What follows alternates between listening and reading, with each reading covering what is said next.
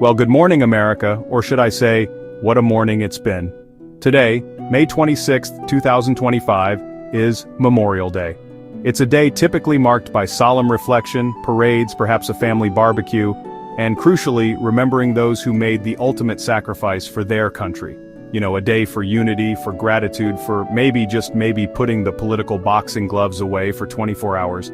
But, as we've come to learn, some traditions are apparently made to be, shall we say, creatively reinterpreted, especially when there's an all-caps message burning a hole in your pocket, or rather, your social media app.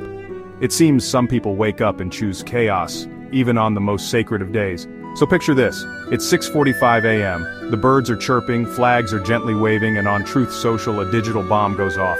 Former President Donald Trump, never one for subtlety, unleashes a 141-word, all-caps rant. Not a gentle, happy Memorial Day, mind you. Oh no, this was a full-throated tirade aimed at, well, pretty much everyone he doesn't like.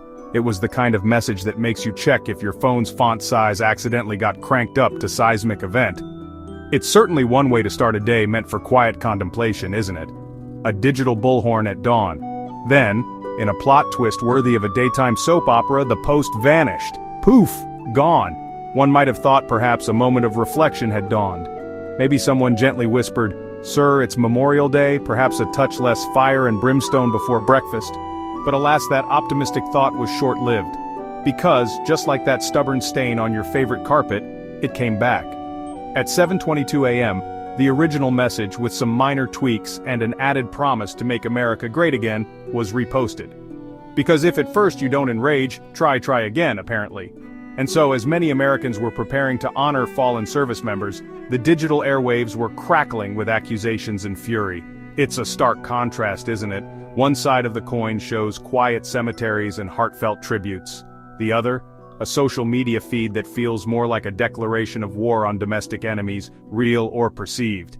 It truly set a unique and frankly bewildering tone for a day that holds such profound meaning for so many.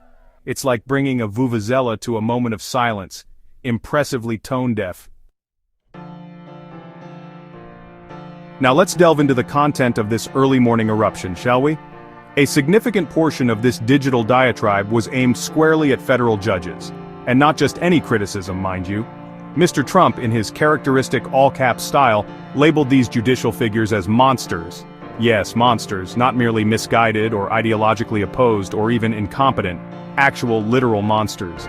One imagines them lurking in their chambers, possibly with horns and a faint smell of sulfur if his description is to be taken at face value. It's a bold claim even for him. These monsters, according to the former president, are not just bad at their jobs, they apparently harbor a deep-seated desire for the United States to go to hell. Quite the career goal for a federal judge, isn't it? He accused them of actively protecting a rogues gallery of criminals, murderers, drug dealers, rapists, and gang members. It paints a rather grim picture of the American justice system, suggesting it's overrun by malevolent beings in black robes, cackling as they unleash chaos. One wonders if they also kick puppies in their spare time. He further elaborated that these judges operate with a dangerous ideology. What is this dangerous ideology specifically? Well, details. Those are often secondary when you're on a roll. The main point, it seems, was to cast these members of the judiciary not as arbiters of law, but as enemies of the people driven by some nefarious, unstated belief system. It's a narrative that conveniently sidesteps any legal reasoning or specific case details, opting instead for broad, terrifying generalizations. It's easier to fight a monster than a nuanced legal argument after all. But fear not. For every monster there must be a hero, or so the story goes. Mr. Trump expressed his fervent hope that the Supreme Court, along with other good and compassionate judges, would step in to counteract these monstrous forces. So there you have it, a clear divide. Good judges, presumably those who rule in ways he approves of, and monster judges who do not. It's a beautifully simple, if utterly terrifying view of the judicial branch where justice is apparently determined by which category you fall into on his personal scorecard. Of course, the judicial monsters weren't the only recipients of Mr. Trump's Memorial Day ire. Oh no, there was plenty of digital venom to go around. Democrats, for instance, were not spared his literary lash. They were summarily dismissed as scum. Yes, scum. It's the kind of language that really fosters bipartisan cooperation and national unity, isn't it? especially on a day dedicated to honoring those who fought for the ideals of a united nation. The subtlety is, as ever, simply breathtaking in its absence. And then there's the current occupant of the White House, President Joe Biden. He was graced with the charming moniker of a decrepit corpse. Now, political discourse can be robust, we all know that. But, decrepit corpse? It's not exactly a Shakespearean sonnet, is it? It's more like something you'd hear shouted from the back of a particularly rowdy pub. This kind of personal attack, especially on Memorial Day, does seem to lower the bar somewhat, or perhaps dig a trench beneath it for future political exchanges. The rant also took a familiar turn towards immigration, painting a truly apocalyptic picture. Mr. Trump claimed that a staggering 21 million people, or perhaps that Democrats had 21 million people, the grammar was a bit excitable, had entered the U.S. illegally. Many of these individuals, he asserted, were dangerous criminals and mentally insane. This is a classic move: stoke fear, use massive, often unsubstantiated numbers, and create an image of an invading horde. It's designed to terrify, not to inform, and certainly not to solve any actual problems. Naturally, the blame for this alleged catastrophe, and indeed for trying to destroy our country over the past 4 years, was laid squarely at the feet of the Biden administration and the radical left.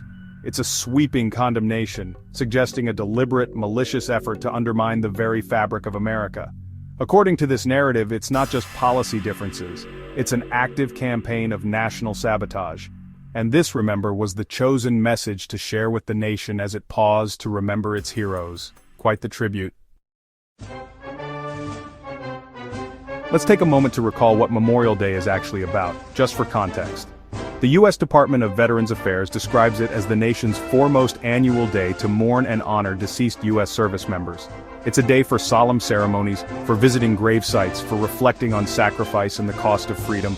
It's intended to be a unifying moment, a shared expression of gratitude and remembrance that transcends political affiliation. Or at least that's the general idea. The one most people subscribe to, the one that doesn't involve screaming about monsters online. Unsurprisingly, the timing of this particular outburst, on this particular day, caused significant political outrage. Critics were quick to point out the jarring disconnect between the expected solemnity of Memorial Day and the divisive, aggressive tone of the former president's message. It felt less like a tribute, and more like a political rally held in a library, loud, out of place, and deeply disrespectful to the occasion. It's one thing to have strong opinions, it's another to choose Memorial Day as the stage for your most inflammatory rhetoric. This isn't entirely new territory for Mr. Trump, it must be said. He has a bit of a history with controversial Memorial Day posts.